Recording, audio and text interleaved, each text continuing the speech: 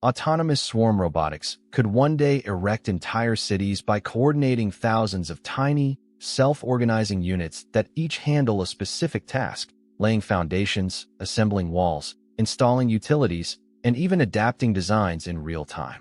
Using local communication and shared algorithms, the swarm continuously optimizes material use, structural integrity, and energy efficiency without a central controller.